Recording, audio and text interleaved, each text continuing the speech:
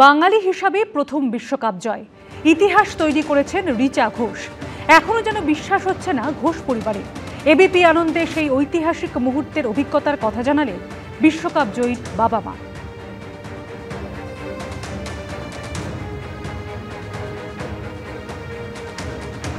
Australia এগেনস্টে জিতেছে, এবার যেভাবে খেলে জিতেছে সেখানে আত্মবিশ্বাস অবশ্যই বেড়েছিল, কিন্তু যতই হোক একটা ফাইনাল খেলা, প্রতিপক্ষ কিন্তু কমজোরি নয়।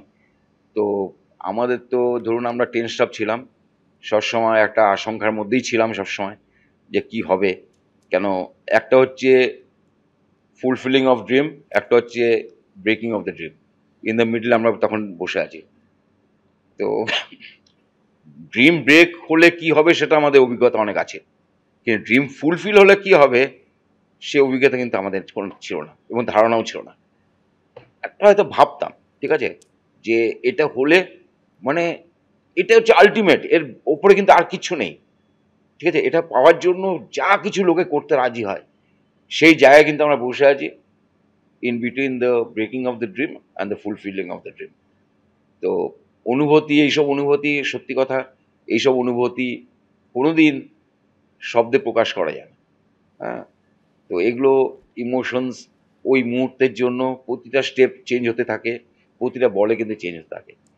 তো আলটিমেটলি যখন আমরা দেখলাম যে ভারত জিতলো, হ্যাঁ, তখনও কিন্তু আমরা কি বলবো ডামস্ট্রাক হয়ে গেছে, মানে কথা তো মুখ দিয়ে বেরোচ্ছেই না, ভাবনাগুলো কিন্তু একটা আমরা অন্ধকারের মধ্যে ঘোলের মধ্যে চলে এলাম যে নেক্সট আমরা করবোটা কি, ঠিক আছে।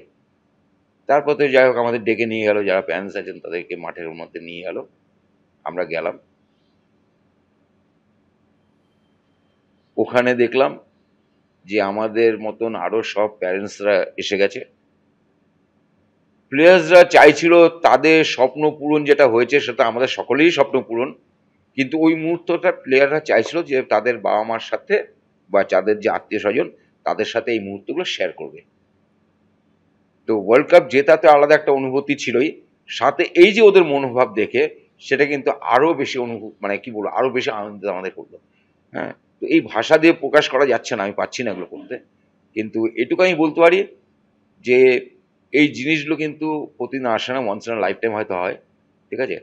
তো এখনো কিন্তু রিকালেকশনস বা সেই চিন্তা ভাবনা, সেই ফিলিংসগুলো কিন্তু এখনো হয়তো পুরোপুরি আমাদের মধ্যে এখনো ঢোকেনি, মানে আমরা এখনো কিন্তু সে ঈশ্বর থেকে বেরোতে পারছি না যে কোনটা অ্যাচিভ হয়েছে, কতটা অ্যাচিভ হয়েছে, আর কি হয়েছে অ্যাকচুয়ালি, এখনো কিন্তু সেই সময়টা কাটেনি আমার, এখনো কিন্তু আমরা ওই ভাবনার মধ্যেই আছি।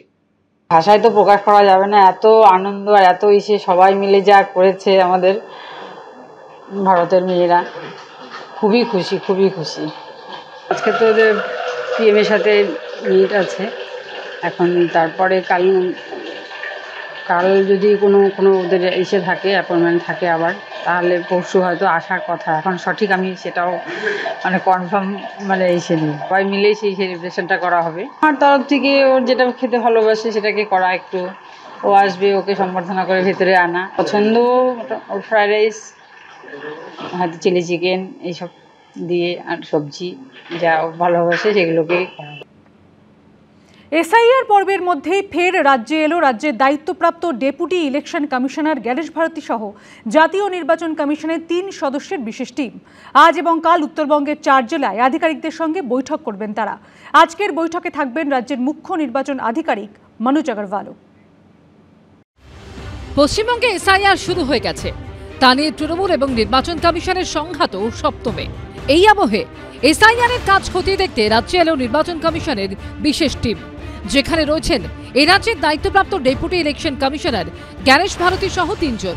দিল্লি থেকে এই দিন সরাসরি বাগডোগরায় পৌঁছন তারা, আর বুধবারই উত্তরবঙ্গে পৌঁছে যান রাজ্যের মুখ্য নির্বাচনী আধিকারিক মনোজ কুমার আগরওয়াল। নির্বাচন কমিশন সূত্রে খবর, বৃহস্পতিবার আলিপুরদুয়ার কালেক্টরেট মিটিং হলে জরুরি বৈঠক হবে। বৈঠকের পর ফিল্ড ভিজিট করবেন জাতীয় নির্বাচন কমিশনের আধিকারিকরা। আলিপুরদুয়ারের পর বৈঠক হবে কোচবিহারে কাজ শেষ করে জলপাইগুড়ির উদ্দেশ্যে রওনা দেবে জাতীয় নির্বাচন কমিশনের বিশেষ প্রতিনিধি দল। 7 তারিখ অর্থাৎ শুক্রবার সকাল 10:30 থেকে বেলা 12:30 পর্যন্ত বৈঠক হবে জেলা পরিষদ অডিটোরিয়ামে। জলপাইগুড়ির পর জাতীয় নির্বাচন কমিশনের বিশেষ টিম চলে যাবে শিলিগুড়ি সার্কিট হাউসে। সেখানে তারা বৈঠক করবেন দার্জিলিংয়ের আধিকারিকদের সঙ্গে। 8ই নভেম্বর পর্যন্ত উত্তরবঙ্গে থাকবেন কমিশনের প্রতিনিধিরা। দুর্যোগ বিধ্বস্ত উত্তরবঙ্গে ত্রাণ ও উদ্ধার কাজ নিয়ে স্থানীয় প্রশাসন ব্যস্ত থাকায় এর আগে শুধু দক্ষিণবঙ্গে এসেছিল নির্বাচন কমিশনের বিশেষ দল। রাজ্যে এনুমারেশন পর্ব চালু হয়ে যাওয়ার পর এবার তারা এলো উত্তরবঙ্গে। রুমা পাল, বাচ্চু দাস ও জয়ন্ত পালের রিপোর্ট, এবিপি আনন্দ। রাজারহাট নিউটাউন বিধানসভা এলাকার বাসিন্দাদের একাংশ রাতারাতি উধাও হয়ে গেছেন। এমনই চাঞ্চল্যকর অভিযোগ করছেন প্রতিবেশীরা। তাদের দাবি, বাংলাদেশ থেকে এপারে এসে বাস করছিল ওই পরিবারগুলো। ঘটনা সামনে আসতেই একে অপরকে নিশানা করেছে তৃণমূল ও বিজেপি। এসআইয়ের আবহে বাংলাদেশ থেকে আগত মতুয়াদের একাংশকে নিয়ে যখন বিজেপি তৃণমূলের মধ্যে ভোটের স্বার্থে লড়াই চলছে, তখন দিকে দিকে এই প্রশ্ন উঠছে, এসআইআরের ভয়ে কি বহু বাংলাদেশি পশ্চিমবঙ্গ ছেড়ে নিজেদের দেশে ফিরে যাচ্ছে? সীমান্তে যখন একের পর এক বাংলাদেশি ধরা পড়ছে, তখন নিউটাউনের এই ছবি প্রশ্ন আরো জোরালো করেছে। ছোট ছোট খুপড়ির মতো ঘর, কোনোটায় টিনের দরজা, কোনোটায় বাঁশের বেড়া, আর ঝুপড়িতে পরপর ঝুলছে তালা। এই ছবি রাজারহাট নিউটাউন বিধানসভার ইকো পার্কের 6 নম্বর গেট লাগোয়া এলাকার। অভিযোগ, রাজ্যে এসআইআর প্রক্রিয়া শুরু হতে এভাবেই নাকি বাড়ি ছেড়ে পালাচ্ছেন ওপার বাংলা থেকে পশ্চিমবঙ্গে আসা বাংলাদেশিদের একাংশ। ফলে এই অঞ্চলে এনুমারেশন ফর্ম নিয়ে দরজায় দরজায় ঘুরেও কাজের কাজ করতে পারছেন না বিএলওরা। প্রতিবেশীদের দাবি, নিউটাউনের ঘুনি উত্তর মাঠ বলে পরিচিত এই এলাকা থেকে রাতারাতি উধাও হয়ে গেছে অন্তত 10টি পরিবার। এরা বাংলাদেশ চলে গেছে। এরা কি ভোটার কার্ডে নাম আছে এদের? হ্যাঁ, নাম ছিল, তো অল্প দিনে হয়তো 4-5 বছর বাংলাদেশে গেছে। বাংলাদেশে চলে গেছে মানে এই এসআইআর এর জন্য? হ্যাঁ, এসআইআর জন্য। এসআইআর জন্য বাংলাদেশ চলে গেল। এখানে তবু ছিল 7-8 বছর হয়। কি নাম ছিল? জোনাকি বিবি। দুজন ছিল তো? হ্যাঁ, রঞ্জু বিবি। প্রায় একই ছবি বিধাননগর সিটি সেন্টার 2 সংলগ্ন এলাকার। স্থানীয়দের দাবি, এখানেই পরপর ঘর করে বহু বাংলাদেশিকে ভাড়া দিয়েছেন এলাকাবাসীদের একাংশ। এসআইআর শুরু হতেই পালিয়ে যাচ্ছেন সেই অবৈধ নাগরিকরা। ওরা বাংলাদেশের, যাদের জায়গা তারা ওইসব বসে রেখেছে। আমার ঘর বাড়ি আমরা করিনি, এখান থেকে আমরা অন্য জায়গায় জায়গা কিনেছি, চলে যাব তখন করবো বলে ঘর বাড়ি করিনি, এইভাবেই রয়েছে। এই ছবি সামনে আসতেই যথারীতি শুরু হয়ে গেছে দায় ঠেলাঠেলির রাজনীতি। আমরা জানি না কোথায় গেছে বা কেন গেছে, তবে মানুষ একটা আতঙ্কে আছে। যারা এখানে 30 বছর ধরে আছে, 40 বছর ধরে আছে, এরকম মানুষও কিন্তু আতঙ্কে চলে গেছে। এই এসআইআর আতঙ্ক তো আছেই, তার সাথে সাথে কর্মসূত্রেও অনেকে অন্য জায়গায় চলে গেলেও যেতে পারে। আর যাদেরকে ওরা ওপার থেকে নিয়ে এসেছিল, যে বাংলাদেশি মুসলিম, তারপরে রোহিঙ্গাদের, তাদের ওখানে বসিয়েছে। কলকাতার বুকে নিউটাউনের মতো এলাকায় বস্তি বসিয়ে দিয়েছে। সব মুসলিম পালাচ্ছে, যেতে হবেই। নিউটাউনের একাংশ থেকে রাতারাতি উধাও হয়ে যাওয়া এই পরিবারগুলো গেল কোথায়?